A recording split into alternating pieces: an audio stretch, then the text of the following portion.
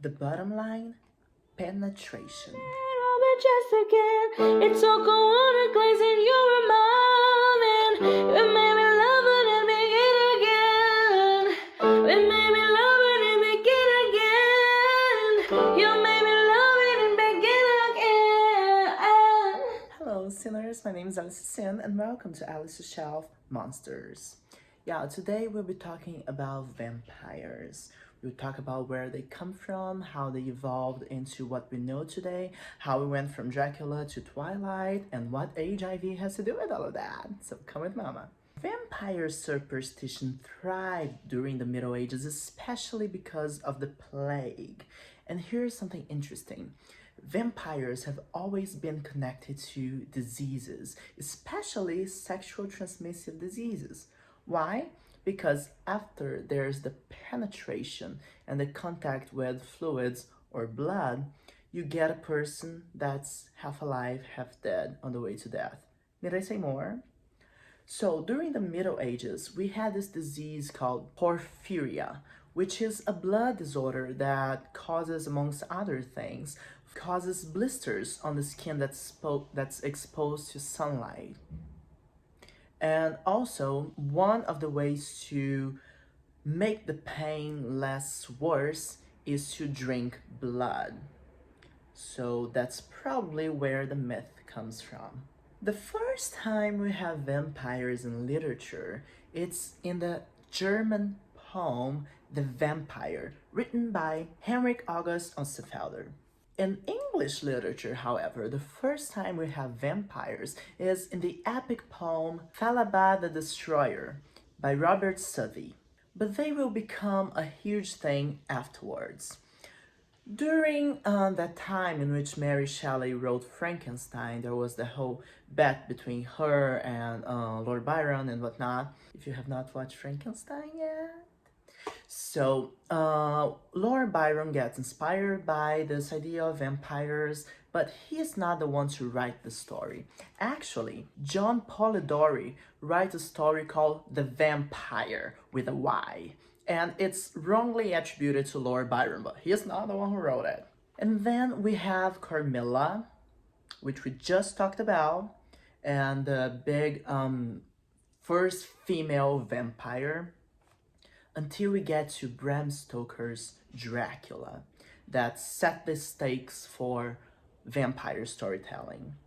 However, let's talk a little about Bram Stoker and the Dracula he wrote. First of all, let's focus on Bram Stoker. Terrible person. He probably had a very sexless marriage to his wife, who had previously been engaged to one Oscar Wilde, who wrote The Picture of Dorian Gray, and who was gay. And right before he died, he actually wrote a text about how all homosexual writers should go to jail. Which is ironic, because he dies out of syphilis, which was very common in the gay community back in the day, so you know what they say, repression. A lot of people believed that Dracula had been inspired by Vlad Dracula, as the name means the son of the dragons. And Vlad Dracula, or Vlad Impaler, was this big guy who killed a bunch of people in the war against the Ottoman people. And he was known for being very cruel and for impaling his victims. And also, there are rumors that he would soak his bread into the blood of the people he had impaled, and that would be the whole reason for vampires to drink blood. However, that's not the actual inspiration. Bram Stoker probably based himself on Carmilla, and that's where Dracula comes from. But he's not precisely the Dracula we know. When we get to cinema history and we think about Bela Lugosi's Dracula, because nowadays every time you have a reference to vampires, it's Bela Lugosi's Dracula. Well, there's a whole story on how the book became a movie. First of all, they turned the story into Nosferatu. However, that had never been authorized. So Bram Stoker's daughter sued them for Nosferatu. She actually won the lawsuit. And then she sold the rights to Dracula to Broadway. So they put on a Broadway show about Dracula starring one Bela Lugosi. Afterwards, they did the movie Dracula, the iconic one with Bela Lugosi. But here's something really interesting. Nosferatu has much more to do with Bram Stoker's Dracula than Bela Lugosi's Dracula. Bela Lugosi is much more similar to the vampire, John Polidori's vampire. And that's now the stakes for Dracula. And there are some pretty confusing differences between the book and the movie. And even because every vampire we see nowadays is made in a different way. So, for example, in the book, there's this repulsion towards garlic, which doesn't exist in the movie. But if we think of vampires, we think like, oh, they don't like garlic. And then there's the fact that they can't be in the sun, especially in Nosferatu.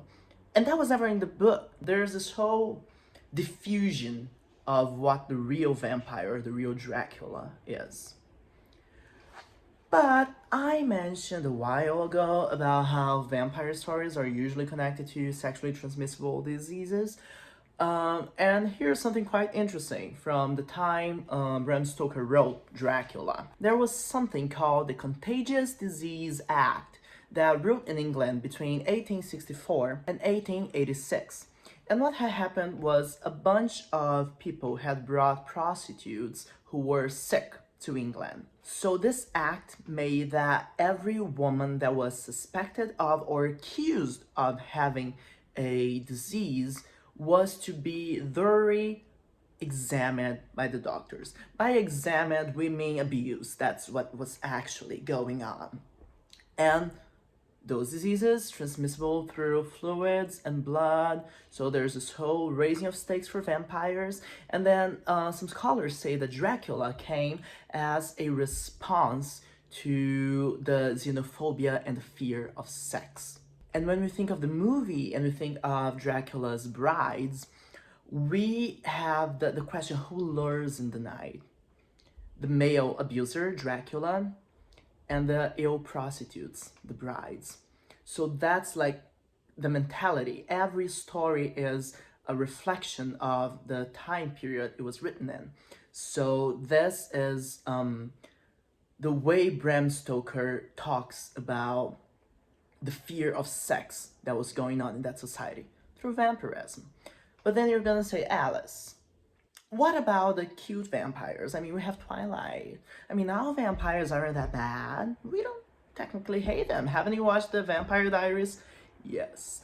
And something shifted. Because if you look into cinema history, we had the apex of Dracula. And then vampires kind of fall under the mats. Like, nobody's talking about vampires anymore. Until we have Interview with a Vampire. So this shift happens in the end of the 80s and beginning of the 90s. Why? Because STDs are a huge thing again. We just went through the HIV crisis. And now, here's something very important. It has nothing to do with the HIV crisis in the gay community. While the gay people were dying, we were being ignored. Nobody took action on it. Read the play, The Normal Heart, my favorite play of all time. But then, people find out that heterosexual people are also getting sick. So, oh damn, now we have to worry about it. And then it's terrible that these people, they have sex, and then now they're sick and they're probably gonna die, and they have to live in this ambiguous place of life and death. I'm so sorry for them. And that's where the idea of a mournful vampire comes from. Of someone who's in pain, of even the denial of their own existence, of their own curse. We'll see that next week when we talk about the Lady House of Love. So the Vampire Diaries, Twilight, all of that probably wouldn't have happened if it wasn't for the HIV crisis. So this is a crash course in the story of vampires and vampire storytelling. I hope you enjoyed it. We'll still talk about vampires next week when we talk about the Lady House of Love. So I hope to see you then. And remember, life is a sin.